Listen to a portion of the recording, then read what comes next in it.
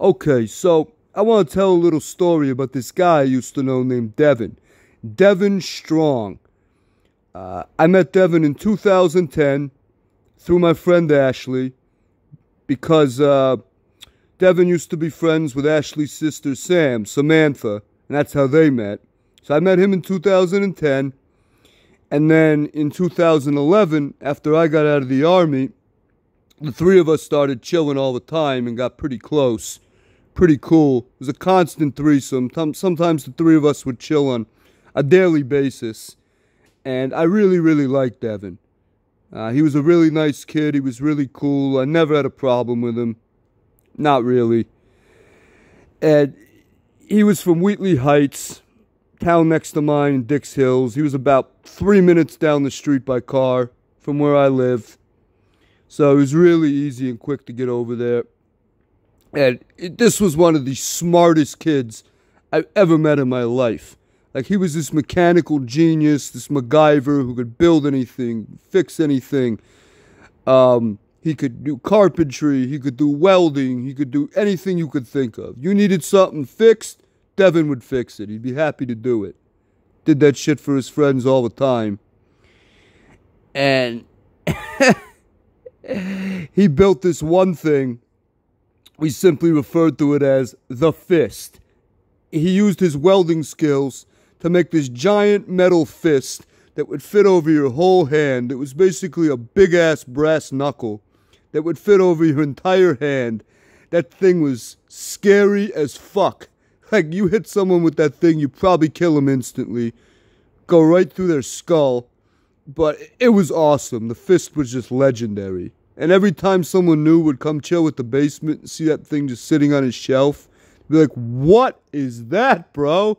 What is that thing? And then we'd have to explain it. They'd be like, wow. Wow, Devin, you have way too much fucking time on your hands. And he knew all this shit about science and chemistry. And he'd be doing all these weird science experiments, mixing all these chemicals together in the basement. And we're all like, damn, I don't even want to know what the fuck you're mixing or doing this time. Please don't blow us the fuck up. We don't even want to know what that is. Yeah, and he also happened to be one of the strongest guys I've ever met, too. This guy was like 6'1", 300 pounds of just brute superhuman strength. He could push a car up a hill. Up a hill. And yeah, not a guy you would want to get angry. Except for the fact that he would never get angry. Despite his massive size and strength, he was a total pussy. Like, obviously, if he hit you, if he did, he'd knock you in the next week. But this guy had never been in a fight in his life. He barely stood up for himself. People would fuck with him all the time. He wouldn't do or say shit. Yeah, he was like a bitch. And he was mentally weak, too. Like, he would never argue with anybody. He wouldn't stand up for himself that way. He'd kind of nod and just agree with everything you said and did. He didn't really have an opinion on anything. Not really. Like, Devin, you're just going to stop saying yes. Like, you don't disagree? You're not going to argue? What? And he wouldn't say shit. Like, Jesus, Devin. And he was a waste of brains on top of being a waste of size. Because despite his supreme intelligence and talents, skills, he almost never had a job. He would spend most of his time just sitting in the basement all day and night, drinking and smoking weed. He never did much beyond that. It was mostly just weed and alcohol, at least. But that was basically his life. And some of the other people in the basement, like, they had jobs, right? Matt Bucaro, who practically lived there, would work all day. He'd go to work all day, then he'd get off and come over. And other people had full-time jobs, or at least part-time. Devin wouldn't have a job. And people would call him a bum. And we'd say, Devin, you're here again? It's like 12 noon. Like, why don't you go to work? Why don't you get a job? Like, why don't you do something with your life? You'd be like, I think he might have been a little bit autistic, a little bit of Asperger's or something on the spectrum. Fortunately, I know what that's like. So I was able to relate to that part. But yeah, he never did shit. But, he was a good kid, like I said. He never got in any trouble with the cops. How could you when you never left your house? How much trouble can you get in just sitting at home? Well, you're about to find that answer out right now. So, Devin had a brother, Cameron, his older brother, a couple years older. And I get this call from Ashley one morning. It's almost like frantic call. Like, yo, David, did you hear what happened last night? Oh my God, yo, you're not going to believe this. Like, what? What's up? What happened? Devin got arrested and Cameron. What? Like, this guy had barely gotten a parking ticket in his life so far. What do you mean he got arrested? For what? Yo, him and Cameron got in this huge-ass fight. It started in the basement, and then it, spilled outside, and Cameron went, psycho on Devin, and got in his truck and started smashing his truck into Devin's car, trying to destroy it. And then, yeah, it was insane. And then I find out Devin, despite being twice Cameron's size, Cameron was a bad boy. Cameron would fuck Devin's shit up, right? Despite how big he was.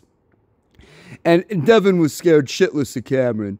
So he's so scared for his life after Cameron started smashing his car up, he calls 911 and calls the cops on himself.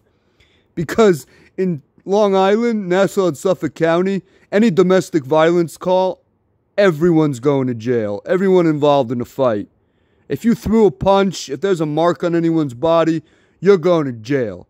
You smash someone's car in your driveway in front of your neighbors, you're really going to jail. And they both got arrested and charged with felony domestic violence.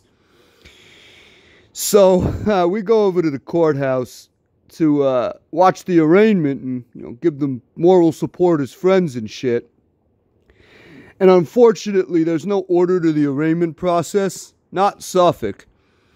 So you have no idea when you're being called. You could be called at 10 a.m. You could be called at 7 o'clock at night. They just randomly pull people out, put them in front of the judge, and that's about it. Your family doesn't know when you're coming out. So we got there at about 10:30 a.m. And him and Cameron didn't get seen until about 5 or 5:30. So we're sitting there bored all day long. And like I said, Devin's probably got a little mild autism. And he can't pay attention to things. His head's in the clouds half the time. And he also happens to wear really baggy clothing. Despite being 300 fucking pounds, he figured he managed to wear jeans 4 or 5 sizes too big that could not be held up without a belt. And of course, the first thing they take in jail is your belt, for obvious reasons. So he's trying to walk up there in front of the judge, wearing handcuffs, trying to hold up his belt, all this multitasking, which I don't think he could handle very well. And the judge is trying to talk to him and ask him questions, and he's just trying to keep his fucking pants from falling down in the middle of the courtroom. And the judge is like, hello, son, over here, hello. You don't pay attention to things, do you, kid? You're not very smart, are you? Like, the judge literally says this to Devin. And me and Ashley are just sitting in the fucking front row of the courtroom, just like, oh my God, Devin, come on, Devin. Seriously? Oh, that was him in a nutshell right there. But even though it was a felony, again, it was only an E felony, which is the lowest felony grade in New York State. Basically just a big misdemeanor. And since neither of them had a record, yeah. Neither of them had a record. They were able to bump it down to a misdemeanor and then get an ACOD. And once they completed the 6 months or year of ACOD, they wiped it from both their records, and that was it. And the judge also ordered both of them to stay 300 feet apart, right? Like a restraining order, double restraining order, which was impossible because they lived in the same small house. They both chilled in the same small basement, right? What is Devin going to sit in his bedroom while Cameron hangs out in the basement and then they switch? Like, that's retarded. And it was just one fight. and they always loved each other, and they quickly made up for it and forgot about it. Of course, they're not going to follow the restraining order, like I said. So they both get back to the basement along with me and Ashley. We gave them a ride home, and everyone's waiting for them to come back. You know, like they throw you a welcome home party when you get home from jail. That's basically what it was that night. And they both walked downstairs, and they announced to everybody, "Hey man, the judge put out restraining orders on us. And they said we gotta be 300 feet apart." And they both looked at each other and said at the same exact time, "Nah!" And they hugged each other and made up and then cracked open beers, and we all partied like always. Had a good time that night. But, yeah. And, oh, I gotta talk about my landlord and this woman named Donna, who I rented from in Dix Hills. I lived in this place for over 2 years. She was a really cool landlord. I always liked her. We got along real well. And Devin would come over there with Ashley, and we'd all chill there. And Donna met him a couple of times for 5 or 10 minutes, probably total. But we quickly realized, me and Ashley, that Donna had a crush on Devin. She's like 52 or 53 years old. She didn't look bad for her age. But this woman's in her 50s, and she's like in love with this 21-year-old kid who she'd met for a few minutes. It was hysterical. And of course, Devin found it humiliating, which we always made fun of him for. Like, "Devin, ooh, Donna, she likes you. You should hit that, Devin." You know, he never had a girlfriend or anything, so we play on that too. Like, "Come on, Devin. Come on, you don't even have a girlfriend. Come on, Donna's waiting for you." And she was divorced too. So like, "Come on, get that, Devin." And of course he's like, "Fuck no, she's like 60. No, Devin, she's only 53. Come on, it's not that old. She don't look bad." She's like, "Shut the fuck up, guys. I'm not doing that. Fuck you." And we'd always fuck with him over that. And this one time, we're driving in the car, in Devin's car. He's driving. And Ashley just says out of nowhere, "Ooh, Devin, where's Donna?" And finally, he gets so sick of it, he like takes his steering wheel and jerks it real hard. Like he's going to drive off the road and just drive us into a tree. Like, "If you guys don't shut the fuck up, I'm just going to crash and kill us all. Put us all out of our misery." And we're like, "Oh, shit. He really doesn't like Donna after all. Guess it's never going to happen. Too bad for Devin." And Donna, of course. Her dreams will never come true. But, unfortunately, the threesome only lasted about 2 years or so. Because in October 2013, you know, me and Ashley's friendship effectively ended in 2012. And it got less and less and less. I saw her less and less. But her and Devin was still close. And some shit happened. I'm not going to get into it in this story in detail, because I do in one of my other stories about her. But all I'm going to say is that it ended up breaking the threesome up for good. After this happened, I never saw Devin again, except one more time before I came to Israel. And yeah, I haven't seen him or talked to him in 6 years now. Just about.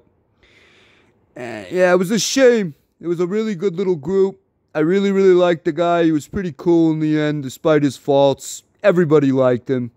He was a hard guy to dislike at the end of the day. And, you know, at this particular time in 2014, he just got high speed out of nowhere. He took all of his size and his strength and his brains and actually put it to use. He got a good job. He got a new car. He started wearing nicer clothes, you know, getting girls and shit. And we're like, what happened to him? Like, damn, Devin. What? Is there something in the water or what?